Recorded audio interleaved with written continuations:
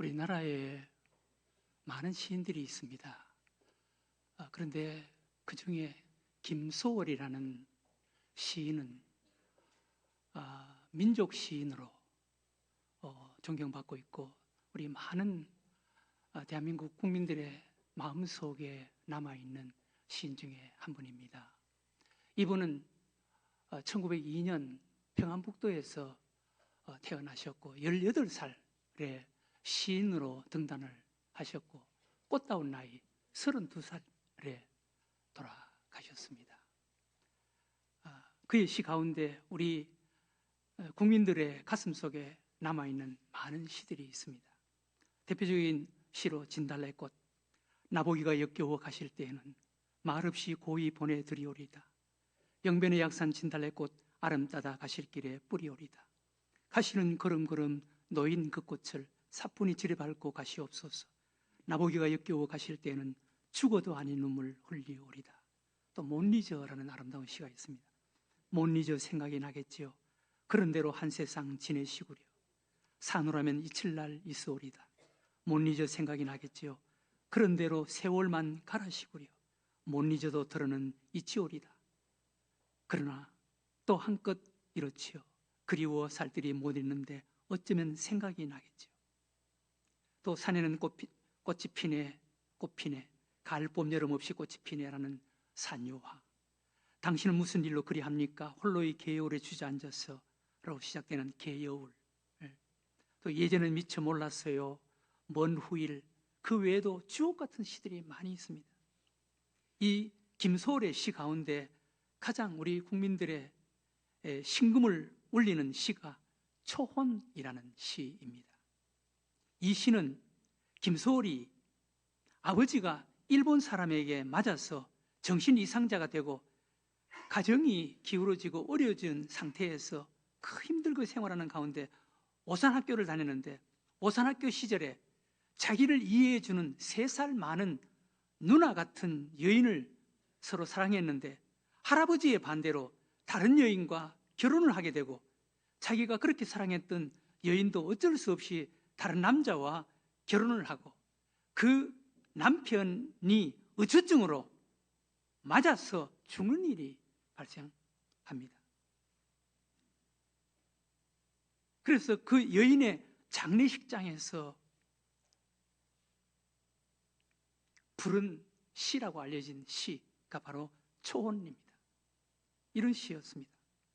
산산이 부서진 이름이요, 허공 중에 헤어진 이름이요, 불러도 주인 없는 이름이요, 부르다가 내가 죽을 이름이요, 심중에 남아있는 말 한마디는 끝끝내 마저 하지 못하였구나. 사랑하던 그 사람이요, 사랑하던 그 사람이요. 초혼이란 뜻은 죽은 영혼을 애절하게 부르는 그런 뜻이라고 합니다. 김소월의 시가 이렇게 많은 사람들의 가슴을 울리는 시가 된 이유는, 김소월의 시는 영혼 깊숙한 곳에서 나오는 진실과 고백을 담고 있는 시라는 것입니다. 진실과 고백을 담고 있기 때문에 사람들의 마음을 그렇게 울리고 그렇게 움직이는 능력이 있다는 것입니다. 진실이 사람의 마음을 감동시키고 진실한 고백이 사람의 마음을 움직이는 것입니다. 사랑하는 교회 여러분, 교회를 오래 다니고 열심히 다녔어도 마지막 진실을 내놓지 못하면 은혜 받지 못하는 거예요. 교회를 아무리 오래 다니고 교회 어떤 직분을 갖고 있어도 진실하지 못하면 바꿔지거나 변하지 않는다는 것입니다. 마지막은 진실이 필요하고 마지막은 진실된 고백이 필요한 것입니다. 오늘 예수님과 사마리아 여인 우물가에서 만나서 나누는 대화의 모습을 여러분 한번 보세요. 참 감동스러운 대화가 소개됩니다. 우물가에서 예수님이 사마리아 여인을 찾아가서 사마리아 여인에게 물을 좀 달라고 부탁을 합니다. 그런데 사마리아 여인은 우물가에서 지나가는 목마른 나그네가 물을 좀 달라고 하는데 물 한 바가지를 선뜻 건네주는 마음의 여유가 없습니다. 이렇게 마음의 상처를 받고 살아가는 사람 되면 안 되잖아요. 네? 여러분, 우리 마음이 좀 너그럽고 넉넉해야 되잖아요. 그런데 이 여인은 우물가에서 지나가는 나그네가 물을 좀 달라고 하는데 턱 쏘아붙이는 거예요. 그런 마음의 넉넉함과 여유로움이 없습니다. 그 여인이 물을 좀 달라고 부탁하는 예수님에게 이렇게 이야기합니다. 당신은 유대인으로 왜 나에게 물을 달라고 하십니까? 라고 볼멘 소리로 쏘아붙이는 거예요. 요한복음 4장 9절에 사마리아 여자가 이르되 당신은 유대인으로서 어찌하여 사마리아 여자인 나에게 물을 달라 하나이까? 하니 이는 유대인이 사마리아인과 상종하지 아니함이로라. 이렇게 예수님에게 반감을 갖고 쏘아보는 사마리아 여인에게 예수님께서 이렇게 말씀합니다. 말하는 내가 누구인지 안다면 너가 나에게 생수를 구했을 것이다. 요한복음 4장 10절에 예수께서 대답하여 이르시되 내가 만일 하나님의 선물과 또 내게 물 좀 달라 하는 이가 누구인 줄 알았더라면 내가 그에게 구하였을 것이요 그가 생수를 내게 주었으리라. 예수님께서 내가 누군지를 너가 안다면 내가 너에게 생수를 줄 것이다 라고 이야기합니다. 그때 여인이 당신이 어떻게 물을 준단 말입니까? 당신은 그릇도 없고 이 우물은 이렇게 깊은데 당신이 어떻게 물을 줄 수 있단 말입니까? 그러면서 또 쏘아붙이는 거예요. 요한복음 4장 11절에 여자가 이르되 주여 물을 기를 그릇도 없고 이 우물은 깊은데 어디서 당신이 그 생수를 얻겠사옵나이까? 우리 조상 야곱이 이 우물을 우리에게 주셨고 또 여기서 자기와 자기 아들들과 짐승이 다 마시는데 당신이 야곱보다 더 크니까? 그때 예수님께서 이렇게 말씀합니다. 너가 주는 이 물은 다시 목마르지만 내가 주는 물은 영원히 목마르지 않을 것이다. 요한복음 4장 13절 14절에 예수께서 대답하여 이르시되 이 물을 마시는 자마다 다시 목마르리니와 내가 주는 물을 마시는 자는 영원히 목마르지 아니하리니 내가 주는 물은 그 속에서 영생하도록 솟아나는 샘물이 되리라. 내가 주는 물을 마시면은 다시는 목마르지 않는다. 물길로 올 필요가 없다 라고 하니까 그 여인이 깜짝 놀라면서 아니 그런 물이 있단 말입니까? 그런 물을 나에게 좀 주세요. 내가 물길로 오지 않아도 될 수 있는 그런 물을 나에게 좀 주세요. 내가 물길로 오는 것이 너무 힘듭니다. 물길로 오는 것이 죽기보다 더 어렵습니다. 더 힘듭니다.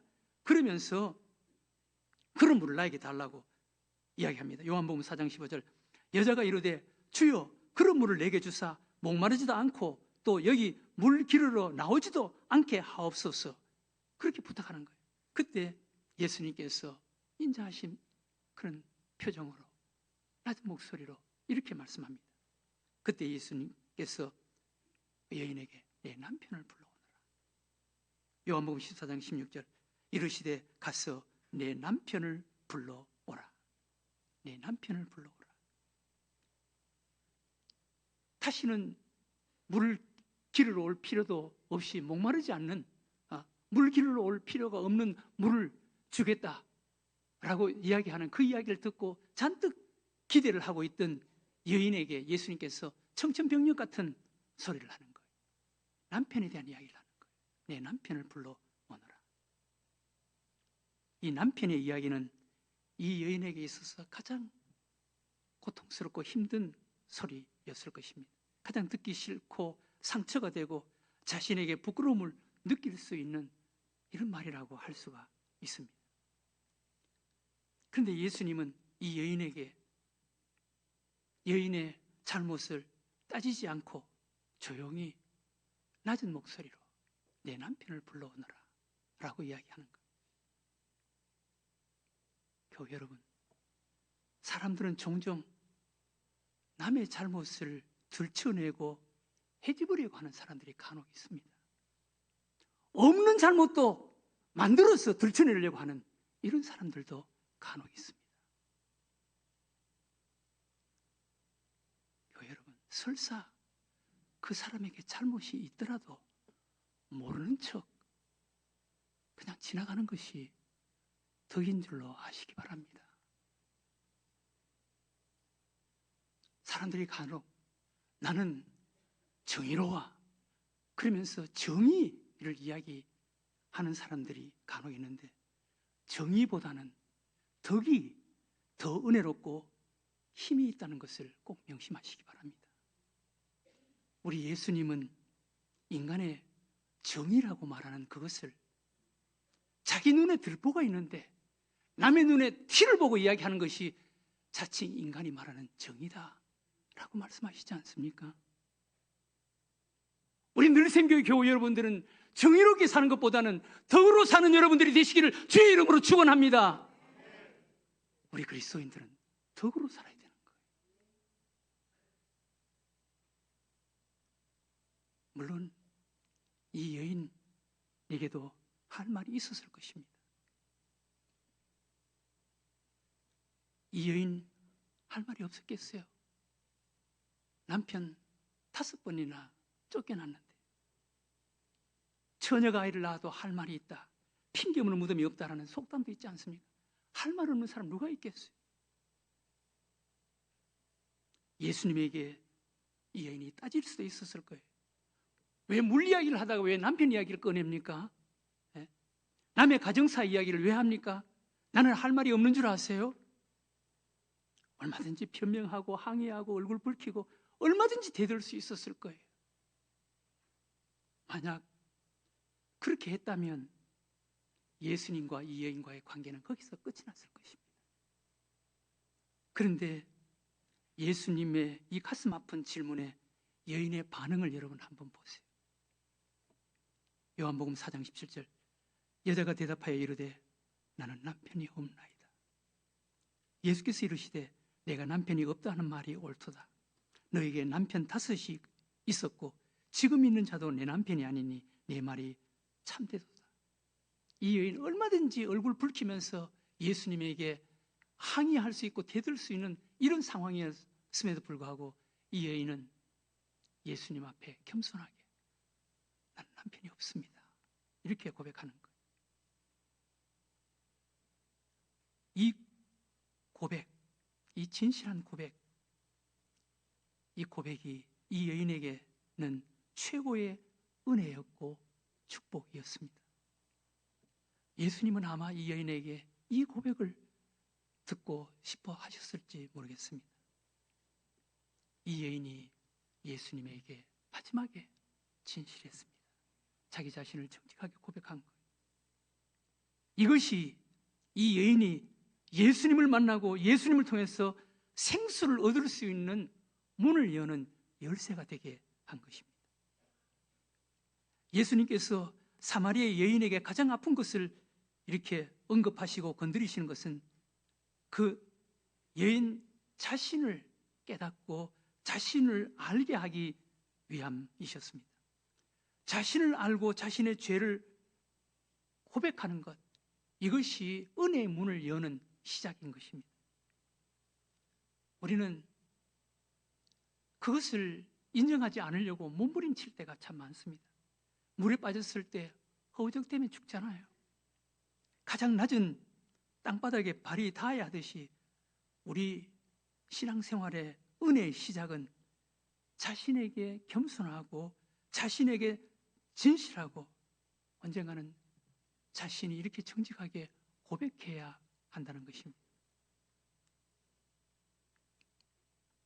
모든 은혜의 문을 여는 시작은 자신을 발견하고 자신에게 진실하고 자신의 죄를 고백하는 것입니다. 사랑하는 교회 여러분, 우리 모든 인간은 다 죄인입니다. 로마서 3장 9절 이하에 그러면 어떠하냐? 우리는 나으냐? 결코 아니라 유대인이나 헬라인이나 다 죄 아래에 있다고 우리가 이미 선언하였느니라. 기록된 바 의인은 없나니 하나도 없으며 깨닫는 자도 없고 하나님을 찾는 자도 없고 다 치우쳐 함께 무익하게 되고 선을 행하는 자가 없나니 하나도 없도다. 그들의 목구멍은 열린 무덤이요 그 혀로는 속임을 일삼으며 그 입술에는 독사의 독이 있고 그 입에는 저주와 악독이 가득하고 그 발은 피 흘리는데 빠른지라. 파멸과 고생이 그 길에 있어 평강의 길을 알지 못하였고 그들의 눈앞에 하나님을 두려워함이 없느니라 함과 같으니라. 이것이 우리 인간이라는 거예요. 우리 인간을 만드시고 우리 인간을 창조하신 하나님이 우리 인간을 진단하시고 우리 인간을 정직하게, 우리 인간을 정화하게 아시고 그 진단서를 우리들에게 내놓은 것이 바로 이 말씀이에요. 우리 모든 인간은 이렇게 죄인이라는 거예요. 이렇게 악하다는 거예요. 이게 우리 인간의 실체라는 것입니다. 이런 우리 인간인데 나는 의로워, 나는 죄가 없어 라고 생각하거나 라고 말한다면 하나님을 거짓말하는 사람으로, 거짓말하는 분으로 만드는 결과라는 것입니다. 요한일서 1장 10절에 만일 우리가 범죄하지 아니하였다 하면 하나님을 거짓말하는 이로 만드는 것이요 또한 그의 말씀이 우리 속에 있지 아니하니라. 자칫 내가 의롭다, 나는 죄 없다 라고 하면 하나님이 거짓말쟁이로 만드는 거예요. 아니라는 거예요. 우리는 다 이런 죄인이라는 거예요. 이렇게 사악하다는 것입니다. 이것을 인정해야 된다는 거예요. 탕자의 비유에서 탕자의 인생 전환점은 자신을 발견하고 자신을 성찰하고 고백하고 하나님 앞에, 아버지 앞으로 돌아오는 여기서부터 그의 인생의 새로운 전환점이 시작된 거예요.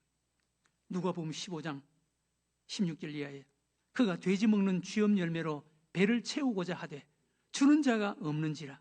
이에 스스로 돌이켜 이르되 내 아버지에게는 양식이 풍족한 품꾼이 얼마나 많은가. 나는 여기서 줄여 죽는구나. 내가 일어나 아버지께 가서 이르기를 아버지, 내가 하늘과 아버지께 죄를 지었사오니 지금부터는 아버지의 아들이라 일컬음을 감당하지 못하겠나이다. 나를 품꾼의 하나로 보소서 하리라 하고 이에 일어나서 아버지께로 돌아가니라. 아직도 거리가 먼데 아버지가 그를 보고 측은히 여겨 달려가 목을 안고 입을 맞추니. 여기 탕자 둘째 아들의 인생의 새로운 시작, 인생의 전환점은 돼지우리 속에서 쥐엄 열매를 맺는 가장 비천하고 가장 낮은 자리에 던져졌습니다. 그 던져진 자리에서 자신을 발견하는 거예요. 자신을 성찰하는 거예요. 자신을 아는 거예요. 그리고 고백하는 거예요. 내가 왜 이러지? 내가 이제 아버지께로 돌아가야지. 여기서부터 그의 인생이 시작되는 거예요. 그의 인생의 새로운 전환점이 시작되는 거예요. 그런데 교우 여러분, 이것을 인정하지 않으려고 하는 사람들이 많아요. 이런 자리에 던져졌는데, 이렇게 살아가고 있는데 이것을 감추고 이것을 덮고 묻으려고 하는 사람이 많아요. 인정하지 않으려고 해요. 이것을 받아들여야 되는 거예요. 자꾸 포장하려고 해요. 포장하려고, 덮으려고 해요. 아니에요. 그것을 들춰내야 돼요. 그리고 하나님 앞에 정직하게 인정해야 돼요. 진실해야 돼요. 고백해야 돼요. 거기서부터 인생의 새로움이 시작되는 거예요. 전환점이 시작되는 거예요. 우리 예수님께서 베드로 어쩌면 베드로의 어떤 생각과 감정은 베드로의 고백처럼 나 예수님 사랑합니다, 그럴 수도 있었을 거예요. 그러나 예수님께서는 베드로의 깊숙한 것을 들춰내는 거예요. 예수님을 배신하고 고향으로 돌아가서 고기 잡는 그 베드로, 밤새 잡았지만 한 마리도 잡지 못, 예수님 떠나서 뭘 할 수 있겠어요? 한 마리도 잡지 못하고 그 지치고 피곤한 그 상태에 있는 베드로에게 예수님께서 무태서 바닷가에서 불을 피워 놓으시고 떡과 고기를 구우시면서 베드로를 기다리고 있는 거예요. 그때 베드로와 대화하는 모습, 예수님께서 베드로에게 첫 번째, 내가 나를 사랑하느냐?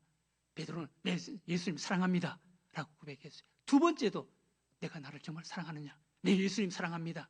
그렇게 고백했어요. 그것은 베드로의 감정이었을 수도 있습니다. 그런데 세 번씩이나 예수님께서 내가 나를 사랑하느냐? 그때서야 베드로가 내가 뭐가 잘못했나? 그걸 느끼는 거예요. 한번 보세요. 요한복음 21장 17절 세 번째 이르시되 요한의 아들 시몬아, 내가 나를 사랑하느냐 하시니 주께서 세 번째 내가 나를 사랑하느냐 하심으로 베드로가 근심하여 이르되 주님 모든 것을 아시오매 내가 주님을 사랑하는 줄을 주께서 아시나이다. 예수께서 이르시되 내 양을 먹이라. 내가 진실로 진실로 내게 이르노니 내가 젊어서는 스스로 띠띠고 원하는 곳으로 다녔거니와 늙어서는 내 팔을 벌리리니 남이 내게 띠띠우고 원치 아니하는 곳으로 데려가리라. 예수님이 베드로에게 내가 나를 사랑하느냐, 그러니까 자신 있게 두 번씩이나 내가 예수님을 사랑합니다. 예수님을 사랑합니다. 그럼 베드로의 생각과 감정이었을 수도 있습니다. 베드로는 예수님을 사랑했습니다. 그런데 그 영혼 깊숙한 곳에서 예수님을 사랑하지를 못했습니다. 정말 예수님을 사랑했다면 예수님이 십자가에 못 박혀 죽는 그 자리에까지 따라가서 나도 같이 죽겠습니다. 그렇게 해야 사랑하는 거 아니겠어요? 그런데 예수님이 재판을 받는 자리에서 그냥 도망가 버렸다고. 말로는 얼마든지 사랑합니다라고 할 수가 있지. 그러나 진정으로 사랑하는 사랑은 아니었어요. 예수님께서 그것을 들춰내는 거예요. 내가 나를 정말 사랑해. 세 번째 물으니까 그때서야 베드로가 내가 이거 뭐 잘못했구나. 근심하면서 모든 것을 예수님 아시오니 예수님이 저를 아시지 않습니까? 그러면서 고백하는 내가 예수님을 사랑하는 것은 입에 발린 소리였구나. 형식적인 말이었구나. 그것을 깨닫는 거예요. 그때서야 예수님께서 지금까지는 너가 내 멋대로 했지만 앞으로는 다른 사람이 너를 끌고 갈 것이다. 베드로가 십자가에서 거꾸로 못 박혀 죽는 예수님의 죽음을 이야기하는 거예요. 여러분, 우리도 말로만 예수님을 사랑합니다. 말로만 나는 믿음이 있습니다. 그렇게 고백을 하면은 내가 원하는 대로 가는 거예요. 그러나 진실로 예수님께서 내 속을, 내 깊숙한 곳을 들춰내고 나를 정직하게 발견하고 깨닫고 고백하면은 사실 내가 가는 대로, 가고 싶은 대로 가는 것이 아니라 예수님이 끌고 가는 대로 가는 자가 되어야 하는 줄로 믿으시기 바랍니다. 이게 진정한 그리스도인이에요. 사랑하는 교회 여러분, 오늘 사마리아 여인의 고백 한번 보세요. 사마리아 여인, 예수님에게 나는 남편이 없습니다 라고 고백합니다. 교회 여러분, 여러분들이 이렇게 고백하지 않아도 되겠습니까? 여러분들은 진정으로 남편이 있습니까? 여러분들의 진정한 주인이 있습니까? 여러분들에게 정말 예수님이 여러분들의 인생의 주인이십니까? 예수님이 여러분들의 인생의 진정한 남편이 되십니까? 오늘 이 여인의 고백, 우리 모두의 고백이 되어야 하는 줄로 믿으시기 바랍니다. 예수님, 솔직히 나에게 남편이 없었습니다. 나에게 진정한 주인이 없었습니다. 이 고백이 있을 때 예수님이 우리의 진정한 주님이 되어주시고 예수님이 우리의 인생에 생수를 공급해 주시는 분이 되시는 줄로 믿으시기 바랍니다. 나는 남편이 없습니다. 우리 모두의 고백이 되어야 하는 것입니다. 이 여인의 고백만이 아니라 이 여인은 우리 모두의 대표적인 사람입니다. 우리도 이 여인처럼 나는 사실 남편이 없었습니다 라고 고백하는 고백, 예수님을 우리의 인생의 진정한 남편으로, 그래서 예수님을 통해서 생수를 공급받는 이런 진정한 믿음으로 살아가는 여러분들과 제가 되시기를 주의 이름으로 축원합니다.